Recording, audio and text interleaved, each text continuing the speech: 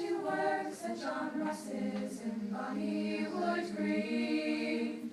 It was early next morning, and the sun was still low, and the bullets were flying, and he was laid low. He turned to his mates at a terrible scene, saying, "Kiss my love Nell, and remember Wood Green. Remember Wood Green, Bonnywood Green."